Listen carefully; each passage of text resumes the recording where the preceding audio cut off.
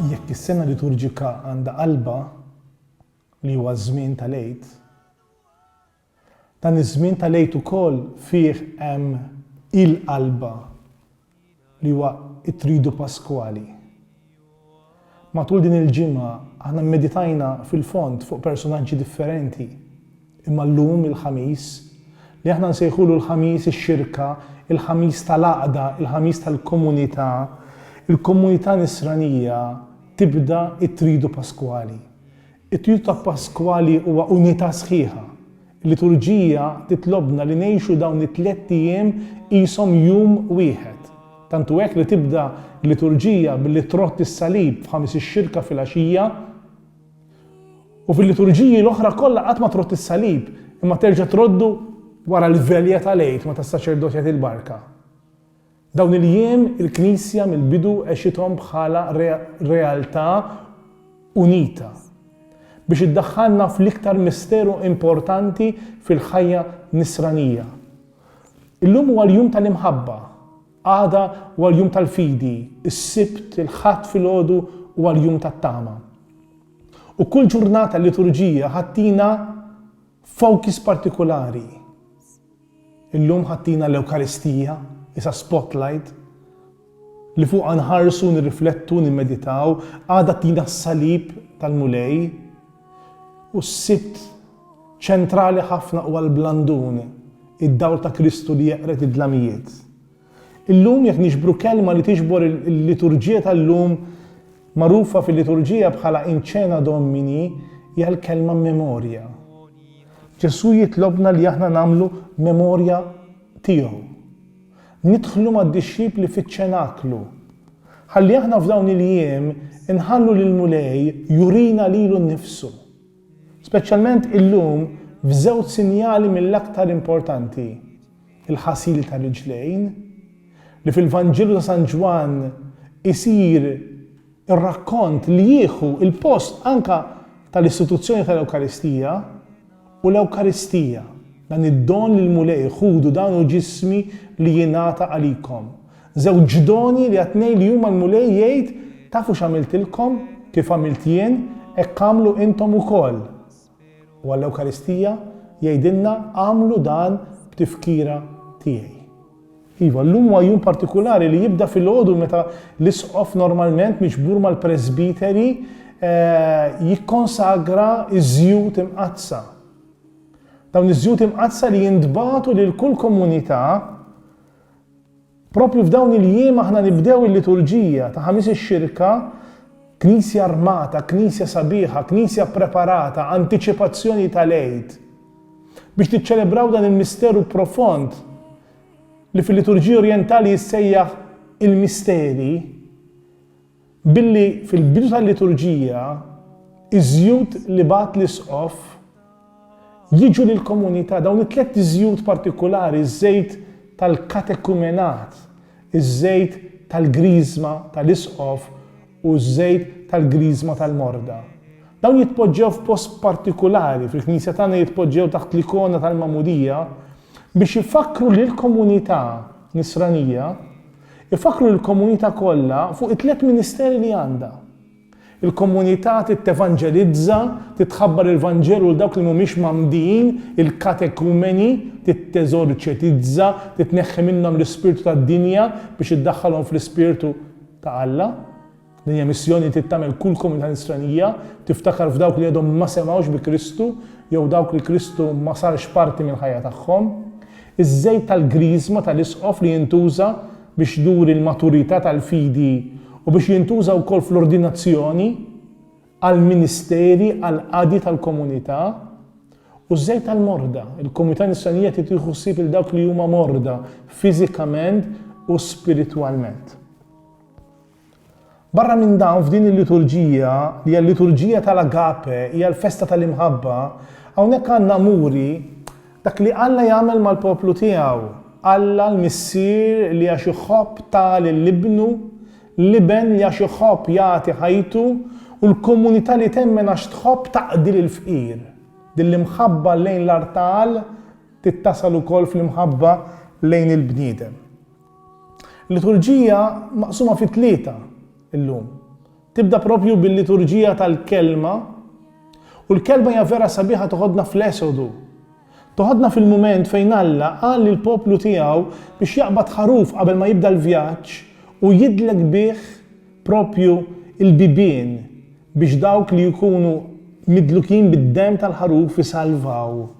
U aħna mitlubin ukoll li nitlu f'dan il-misteru, f'dan il-lejt, f'dan il-passaġġ li nitilqu minn naħa l-oħra immarkati bid-dem ta' Ġesu. Dak id-dem li għada nirriflettu ħafna fuqu li ġie mxerret fuq is-salib. Aħna wkoll bħala Ansara il-qari li jiġu moti lilna huwa San Ġwan li jgħidilna kapitlu 13, il-kapitlu għall-komunità li temmen, il-kapitlu għad-dixxipulat li jibda billi jgħidilna li hu li ħabb il-tiegħu li kienu fid-dinja huwa ħabbhom għall-aħħar. Il-kelma bil-Grik hija profonda eis telos agapen autos. Telos tfisser the aim of his life. Il-mulej Ġesu li ħabb il-tiegħu li kienu fid-dinja ħabbhom sal-aħħar li tfisser li l-lejn ta' ħajtu l-iskop tal-ħajja kollha tiegħu kienet li jħobb jew li ma setax iħobbhom iżjed minn daqshekk. Il-milja ta' mħabbtu. U aħna għalhekk niġu għall-Ewkaristija, għalhekk aħna Ansara, għax aħna nduqu din l-imħabba lejja personali u biex il-mulej juri din l-imħabba ma ħallix kliem biss. Imma fil-liturġija ta' ħamis ix-xirka, il-Knisja, il-Presbiteru jew l-Isqof, fil-preżenza tal-komunità jagħmel ġest partikolari. Jinżel u jaħsel is-saqaj ta' membri mill-komunità. Il-Vanġelu li għandna minn San Ġwan jagħtina 7 verbi li jagħmel Ġesu li juru il-kenosi tiegħu, il-mulej Ġesu li jiċċekken, li jumilja ruħu. U juża dawn is-7 verbi għam, neħħa, ħa, ferra, rabat, ix-xotta. Dawn huma verbi mill-iktar importanti. Huma l-verbi li l-Ġesu minn wieqaf iniżluh wiċċu mal-art. U f'dawn il-7 verbi San Ġwan jiġbor fihom dak kollu li jagħmel il-verb, dak kollu li jagħmel Ġesu. U dan huwa mument qaddis ħafna li s-saċerdot jagħmilha in persona Kristi. Sant'Agustin jgħid huwa mument li jaħfer id-dnubiet li l-komunità biex tiċċelebra lej tissaffa, titħalli lil Ġesu jekk ma naħslekx, ma jkollokx taqsam miegħi. Din mhix pageant li aħna nimitaw dak li għamel Ġesu. Imma din hija sejħa partikolari li aħna nagħmlu biex inħallu lil mulej Ġesu jaħsinna, jixxuttana, dak li jgħid il-Vanġelu jixxotta kull dema minn għajnejna. Anka Ġesu, anka l-Presbiteru f'dan il-mument jinżaq il-pjaneta, il-libsa tad-dinjità saċerdotali u jilbes il-fardal. U allura il-fardal li taraw il-Presbiteru libes il-fardal li jaħsel is-saqajn fostkom m'għandux ikun hekk. Ma min irid ikun l-ewwel għandu jkun il-qaddej tagħkom. Dan huwa ġest mill-iktar importanti fil-liturġija jissejjaħ mandatum li huwa ordni li Ġesu jagħti. Tafu x'għamiltilkom? Li ssejħuli li mallemu l-mulej u tagħmlu sewwa. Ma kif għamilt jien hekk għamlu intom ukoll. Ġesu Kristu ħasel anke s-saqaj ta' Ġuda ta' dak li tradih. Itih anke l-aħħar ċans li jaħslu. Jekk ma naħslekx ma jkollokx x'taqsam miegħi. Id-Nisrani jixxenna f'dan il-jum għażiż ta' ħamis ix-xirka li jħalli lil mulej inatfu, jħalli lil mulej jippurifikah, jħalli lil mulej inaddaflu il-passi tiegħu, il-mixi tiegħu biex timbena komunità, koinonija li tkun dejjem mibnija fuq l-agape, fuq l-imħabba u fuq il-qadi, id-diakonija. Waħed mill-ġesti sbieħ li kien jagħmel il-Papa matul is-snin li jmur ġo ħabs u jaħsel is-saqaj ta' persuni li nqabdu fid-dnub tagħhom. U n-Nisrani bħal Kristu ma jistax iħobb mingħajr ma jaqdi. L-imħabba irid ikollha ġesti konkreti, ma tistax tibqa' paroli. Hija sorpriża kbira huwa l-Kristjaneżmu. L-istruttura tar-reliġjon hija struttura magħmula propju biex turi li l-bniedem huwa sottomess għal Alla. Ma fil-Kristjaneżmu huwa Alla li jinżel għall-kubteħ u jaħsel saqaj il-bniedem. U dan huwa sorpriża kbira. li ma nistennewiex. Dan huwa l-Kristjaneżmu propju. L-Ewkaristija, l-lotja ta' Ġesu mhijiex teorija, imma dejjem ħasil ġdid, tindifa minn ġewwa, maħfra ta' dnubiet. L-aħħar ħaġa li għandna illum li propjament jitpoġġew dejn xulxin il-ħasil ta' riġlejn u l-Ewkaristija hija ċelebrazzjoni tas-saċerdozju. Illum tiġi ċelebrata dan id-don lil mulejta li jkun hemm mhux biss li aħna nkunu ġens qaddis, nazzjon qaddis, imma li jkun hemm ukoll fostna uħud li jservu lil komunità fil-Ministeru Presbiterali.